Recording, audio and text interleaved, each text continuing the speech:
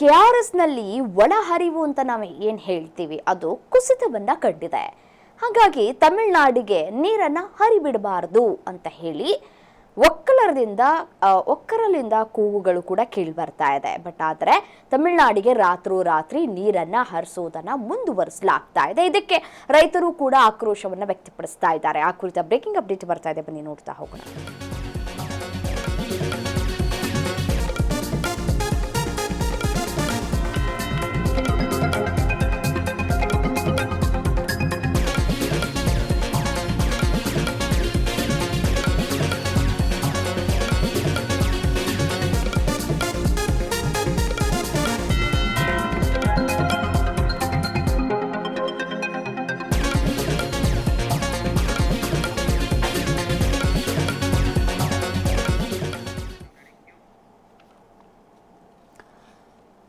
ನೋಡಿ, CWRC ಸೂಚನೆ ನಡುವೆಯೇ ರಾಜ್ಯ ಸರ್ಕಾರದ ವಿರುದ್ಧ ರೈತರು ಆಕ್ರೋಶವನ್ನ ವ್ಯಕ್ತಪಡಿಸ್ತಾ ಇದ್ದಾರೆ.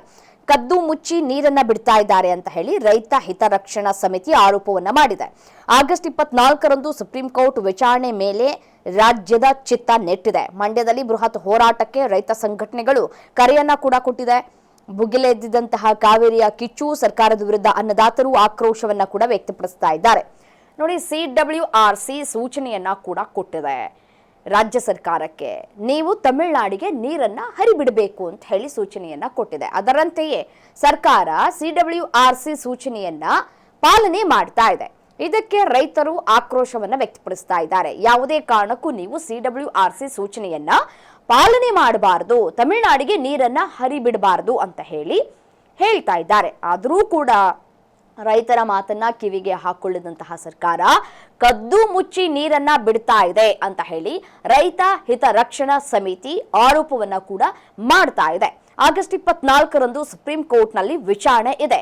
ಕಾವೇರಿ ನೀರನ್ನ ಹರಿಬಿಡಬೇಕಾ, ತಮಿಳುನಾಡಿಗೆ ಬೇಡವಾ ಅನ್ನುವಂತಹ ವಿಚಾರಕ್ಕೆ ಸಂಬಂಧಪಟ್ಟಂತೆ ತೀರ್ಪು ಪ್ರಕಟ ಆಗತ್ತೆ. ಈ ತೀರ್ಪಿನ ಮೇಲೆ ಇದೀಗ ರೈತರು ಕಾತುರದಿಂದ ಕಾದು ಕೂತಿದ್ದಾರೆ. ಇಡೀ ರಾಜ್ಯದ ಜನ ಕೂಡ ಕಾದು ಕೂತಿದ್ದಾರೆ. ಏನಾಗಬಹುದು, ತೀರ್ಪು ಯಾರ ಪರವಾಗಿ ಬರಬಹುದು ಅಂತ ಹೇಳಿ. ನೋಡಿ, ಪ್ರತಿ ಬಾರಿಯೂ ಕೂಡ ಸುಪ್ರೀಂ ಕೋರ್ಟ್ ವಿಚಾರಣೆ ನಡೆಯುವಂತಹ ಸಂದರ್ಭದಲ್ಲಿ ಕರ್ನಾಟಕಕ್ಕೆ ಸಾಕಷ್ಟು ಬಾರಿ ಹಿನ್ನಡೆ ಆಗಿರುವುದನ್ನ ಗಮನಿಸಿದ್ದೀವಿ. ಈ ಬಾರಿಯೂ ಕೂಡ ಅದೇ ರೀತಿಯಾಗಿ ಹಿನ್ನಡೆ ಆಗತ್ತಾ ಅನ್ನುವಂತಹ ಒಂದಷ್ಟು ಅನುಮಾನಗಳು ಕೂಡ ವ್ಯಕ್ತವಾಗ್ತಾ ಇದೆ.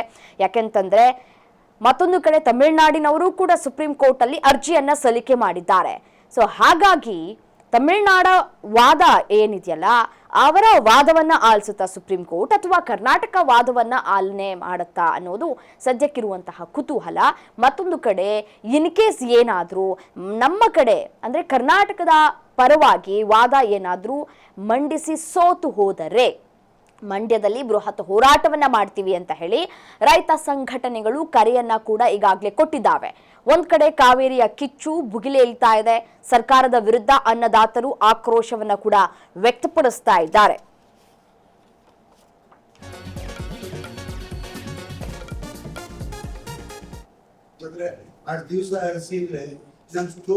ಖಾಲಿ ಮಾಡಿ